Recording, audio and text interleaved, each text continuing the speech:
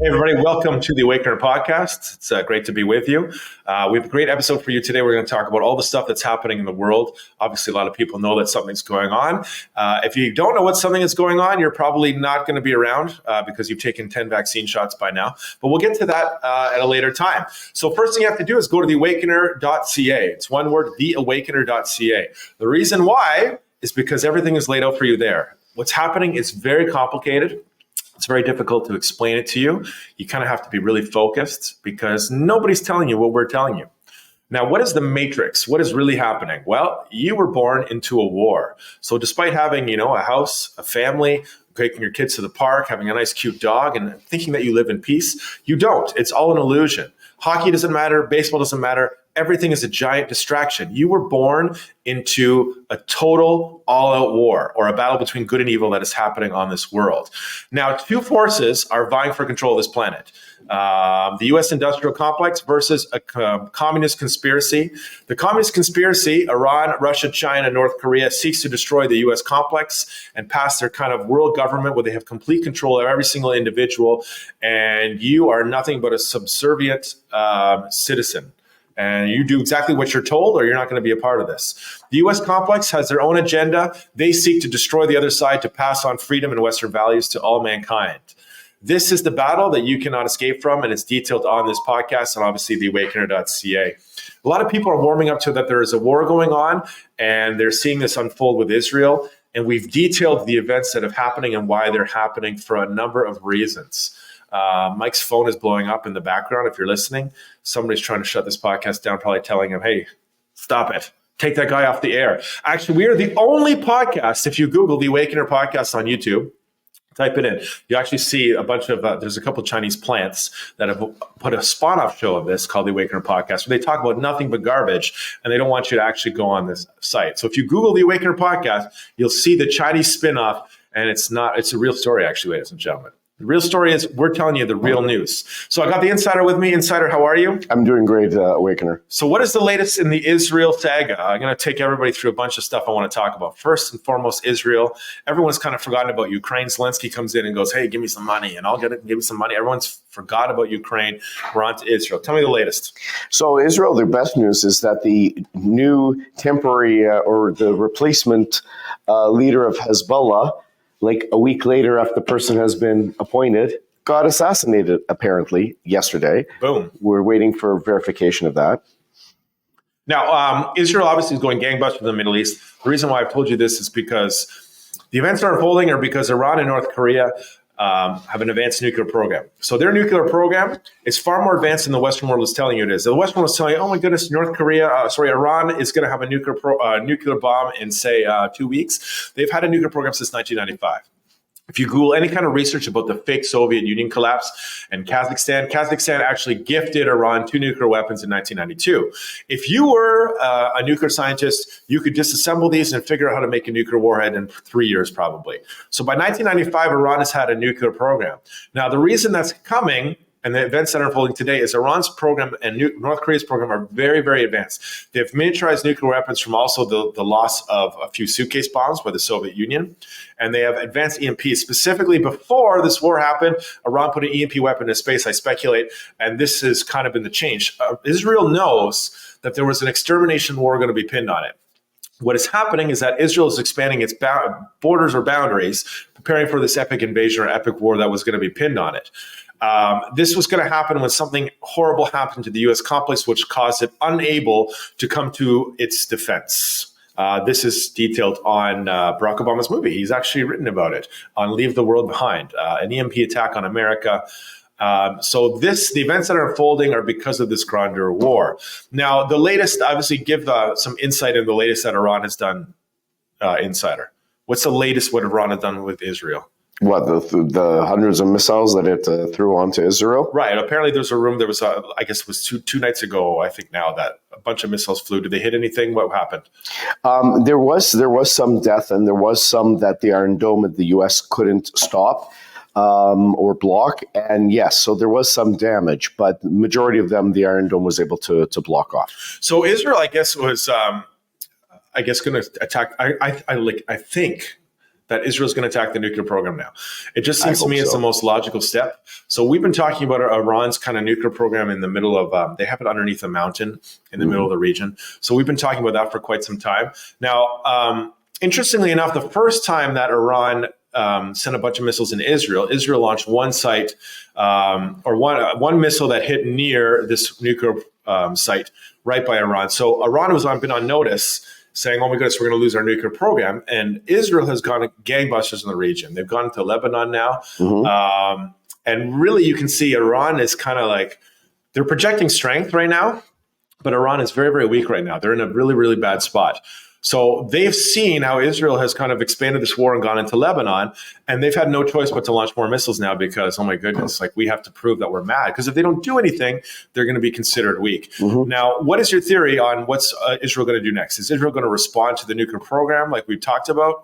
Israel's definitely biding its time, but I think in a matter of hours or days, it's going to, I wouldn't be surprised it does some sort of attack on a nuclear site in Iran. Right. It's everyone's talking on CNN that Israel's going to attack some oil facilities and stuff. It could be, but I don't think that's the case. I think Iran put up this EMP weapon ahead of this war because they knew eventually if they were going to lose their nuclear program, they had all their stuff ready to go if Israel decided to go gangbusters. So I really suspect this is going to happen. I don't think they're going to hit the oil because oil is a valuable commodity and it would trigger China into the war because China gets a lot of their oil from Iran. If they hit the nuclear, then it's really cutting off the head of the snake, which is what Israel wants to do. Right. Now, this is all going to obviously not a good place we talked about. So if you want to know what's going to happen or what I think is going to happen, you need to go to TheAwakener.ca. You can read there. But basically, this is an evolution of a giant conspiracy trying to grab control of the earth, from an original idea, Karl Marx's idea, to then doing the Russian Revolution in 1917, and then doing World War II to grab half the earth. And then obviously this is their final plan. The final plan is to, catastrophically seize the US system and kind of have a communist revolution there. And then they can kind of enact their world. When they enact their world, they obviously want to take out Taiwan. They want to go for the Pacific. They want to go for the rest of Europe. And obviously they want to remove Israel from the map. So this is kind of the byproduct of this war. And obviously Barack Obama, as we detailed on this podcast, he was the plant in the White House to set all this up. And this is why the events are unfolding today. Now, what do you think about the media currently? Insider in the US. What is your kind of take? What is your take of kind of like do you think the media is starting to tell people more of the truth about what's happening slowly? Do you think they're still, what are they projecting right now? No, I don't see much of it. I really don't. Personally, I don't see much truth coming out from the media. I still see them covering up, blaming Trump for everything, covering up for Kamala, lying, both north and south of the border. Here in Canada, right. The CTV was caught twisting a story on our opposition leader, the Conservative. So I really don't see much from the media other than lies. Yeah, I really see that you're still seeing that there's chaos. Yeah. The optical illusion that the U.S. system is telling you right now is that there's absolute chaos. I don't believe in the absolute chaos whatsoever. I think that everything that you're watching on television, left and right, is literally a facade. That means it's all a war-generated game to sell the illusion that the U.S. system is in chaos when the U.S. system actually knows specifically what is happening. The U.S. system has known what is happening since Barack Obama has been in office, and they've watched him do his thing. This is still what I would consider the military the strategic military undo of Barack Obama, which some people call it. This kind of illusion that's been setting on television that Trump is in chaos and all the stuff that's going on is literally nothing but an illusion. So Iran is watching all these things come out, and Putin are watching all these things come out. And what do they see? They see Trump's classified documents case, for example. Right. Trump's classified documents case told you that in Trump's second term, if he won, Iran was going bye-bye. There was going to be an attack on Iran. Iran knows exactly what that is. Our nuclear program is going bye-bye. So they know that if Trump gets in, what's going to happen to them? The enemy, it's a bait job. They're being baited to make a mistake. The events unfolding with regards to Biden and his son and the truth coming out there, and obviously the counterintelligence file that's on Biden right now. This is a lot of stuff that, I don't really want to talk about too much on this free show. If you like that kind of information, you can go to the Patreon. It's more secure there, and you can kind of learn my thoughts. But it's really interesting. Now, what's the latest in Canada? Because Canada is kind of involved in all this too. You see, a lot of the politicians in Canada are talking about how Israel is all at fault for everything. It's all just one-sided propaganda here in Canada. People are completely asleep. What are your thoughts? Well, the only political party that really doesn't criticize Israel and understands that Israel is under attack and has the right to defend itself is the Conservative Party. But all the other parties are really on the Marxist end of the spectrum. So they want to rely on Muslim votes. They want to rely on, they hate Israel. Like they openly... Elizabeth May, for example, made a speech in the House of Commons. She blamed Benjamin Netanyahu for everything. Elizabeth May is the leader of the Green Party, and she's always been an anti-Semite and a well-known alcoholic. And a communist. And a big communist. Yeah. But a big known as an alcoholic, too. But this is kind of the general trend here in Canada. All the left kind of, the Liberal Party, the NDP. They're all left. They're all the same. They're all the same agenda that, Israel is the problem for everything. So all these people who vote for the Liberals, a lot of them, for example, have a lifestyle that is not accepted in Gaza. Or Lebanon, and they would go over there. And these people are so naive, right? Like Israel is the only nation on earth down there in that region where they can actually go to and they can enjoy that lifestyle, have freedom without being, killed. Yeah. It's one thing to be criticized and have people not like you for your lifestyle. It's another thing to be killed for it. Now, the election that's happening next year in the Canadian parliamentary system is really interesting. Because we kind of predicted on this show, Inside, I don't know if you remember, that really nothing was going to happen to Trudeau. So I think Trudeau has survived. Is it 1 or 2 votes now? Oh, 2 non-confidence votes. So what is your theories on what's going to happen to him? Are the Conservatives going to try to keep removing him, or are they going to give up? So no. The agenda for the Conservatives is a consistent push for motions of non-confidence, right, which first of all puts the other opposition parties like the Socialist NDP, the Greens, the Bloc Québécois on the defensive, because each and every time it shows the voter that they're the ones backing Trudeau up and giving him enough votes to have a majority. That's the first thing. Second of all, I think it's also signaling to the public where they keep seeing in the news, Trudeau non-confidence, Trudeau non-confidence. Why are people losing confidence in Trudeau? Trudeau also is behind in the polls 22%. Right now, the latest polls show that the Conservatives would lead with a huge majority, and that the NDP actually, which is our fourth party, would get second place. The Liberals would actually fall behind to third place. Now, I've heard rumors. This is true. The NDP have only like $100,000 in their bank account. Like they're literally broke. I don't know how much money they have in their account, but they always are. They always have to mortgage their building in Ottawa in order to prepare themselves for an election. However, they're doing much better now than they were even 6 months ago. Right. So they may be more ready to pull the plug. So how about this? Like we've been theorizing on the show for quite some time. In Canada, it's, I would say, the NDP. If they do run into financial troubles, then the Liberals will just unite as one party. Is that something that could happen? I really don't see that happening, because the NDP they hate the Liberals, they hate Trudeau, they wouldn't want their party to join with the Liberals. But they said the same agenda, right? So that they're not going to, I would say this, that Singh hates the Conservatives far more than he hates Trudeau. Agreed. Right? Yes. So the worst case scenario for them would be uniting behind Trudeau, either to keep him in power or kind of blackmailing if he gets more of a communist agenda. It's possible, but I don't see that happening right now, because then what would Singh do? He wouldn't be a leader anymore and he'd be kicked out of office. Right. The way politics are going is very simple. So number one, if you're either pro-Western world, okay, or you're a communist. And that's the way everything divided is happening right now. So I expect the parties left and right in the States, in Britain, in France, and all these other nations, Canada, to all become left and right. You're either a patriot, pro-Western world, or you're against the Western world. Yeah. It's really sad to see a lot of the left are completely anti-Western. Everything coming out of their mouth is literally all the prop up Russia and China, all this agenda. They are traitors. And they're also anti-God, because all that they stand for goes against every major religion in the world. Like you were talking about, they couldn't survive in Gaza. They couldn't survive in any of these Arab states. Right.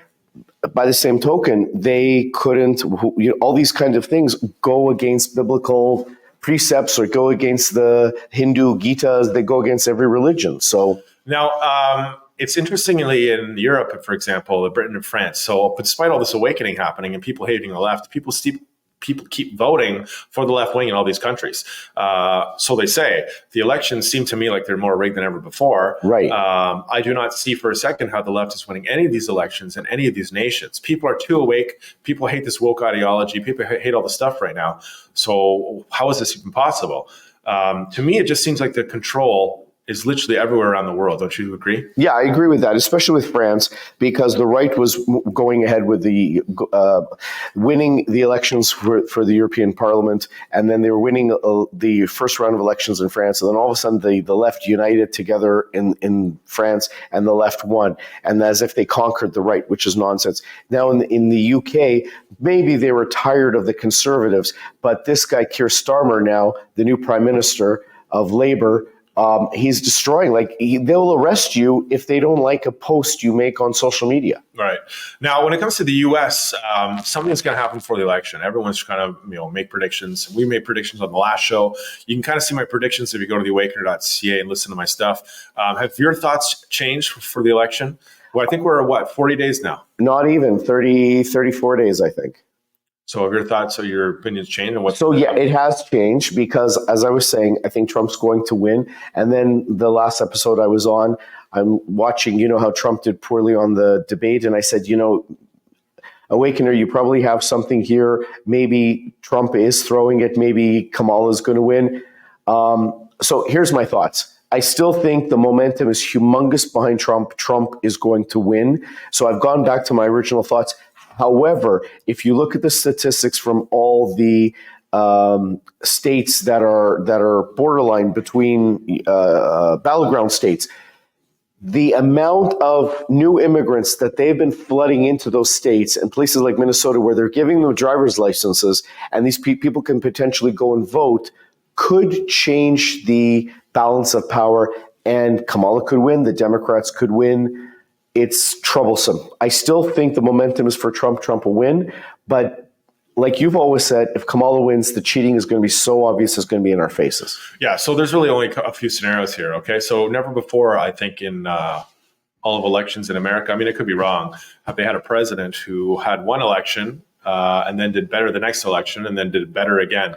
So Trump is going to do better than he did last time. So Trump got, 62 million votes his first time? He got 76 million last time. He's going to get over 80 million votes this time.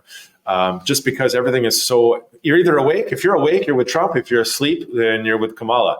Now, the Chinese and the foreign agents are going to have to cheat like crazy for the next election to keep Kamala in office. So there's really only that scenario. If they cheat, like I told everybody, it's going to become full totalitarian because there's no point of barely cheating to get her barely in. They're just going to full on cheat. If they're going to fully expose themselves and cheat for everybody to see, they might as well cheat the whole thing and then tell you that you're crazy. Right. Like a last ditch effort for it. If that is the case, I expect them to win the House, the Senate, the presidency, and they're going to come full totalitarian with their agenda, which means they're going to tell you everything you believe is completely wrong. They'll take away your guns because they're going to have to take away their guns because the revolution is coming. It's a high chance of this happening. Now, the other chance if Trump happens to win is that obviously he's going to be inaugurated on the 21st of January, I believe. When he's inaugurated, he's going to be given the doomsday Armageddon weapons of high-class submarines, and I fully predict that Russia, China, and Iran and crew will all make a move to change this world power structure before Trump gets back on the nuclear plan. I agree with that. I think that's more the likely scenario. So the odds are still there, but I'm giving you guys scenarios of what's going to happen. The other scenario that's going to happen is the military takes over. Now, everyone's been talking about this on this podcast for quite some time. The insider's been talking about. I've been talking about how Hunter Biden and his crew are going to be indicted as being Chinese spies. Now, this is going to change everything. This will obviously make Joe Biden's presidency null and void. I believe that it'll make Kamala null and void. Trump has been talking about how Kamala knew all about Joe Biden's business dealings. We've been detailing that for 4 years on this podcast, ever since Joe Biden kind of took office. Something is going to happen, which is going to make the other side null and void. And like I've told you, Trump is not. I don't believe Trump is coming back. Okay, Trump might win. There might be cheating. I don't know, but I have always told people that Trump is not coming back. The reason why Trump is not coming back is because he optically cannot be in the White House when everybody goes down for treason, because they're all going to be crying out that this was a political attack. The FBI that has hated Trump has to indict the other side for people to go, hey, wait a second. The FBI hates Trump, but now they're actually doing this. Trump cannot be in the driver's seat because it cannot be a political attack when the treason comes out. And I believe that he's going to step aside and stay out of it. So we could have a major occurrence before the election happens in regards to some indictment or something happening. But those are only the three options that realistic what's going to happen. It's really interesting time, ladies and gentlemen. Like, I don't know what to tell you. Go to TheAwakener.ca. If you kind of see the war and what is happening, it's really easy to understand. Number one, the Iron Curtain is not over. It's still run by Putin, still KGB. The military agenda hasn't changed. Number two, the globalists. The globalists work for the enemy in the communist conspiracy. They told you the Iron Curtain was over when it was a lie. It was false. They're actively working with the communists to feed the Western world communist propaganda to lead it to empire collapse. They work for the communists. The last thing you have to understand is Barack Obama was the communist plant. They told you to vote for him in the hour of empire collapse. He was the one who set up the war, and all this specifically relates to the U.S. fissile material because of consequence of action of the enemy using these nuclear weapons and EMPs with their own material. This led to obviously Trudeau being put in. The Ukrainians are in bed with the Russians, and they're acting out this fake war, and it's going to be the ultimate red pill coming soon to a TV near. I'm the Awakener, and you are The Awakener.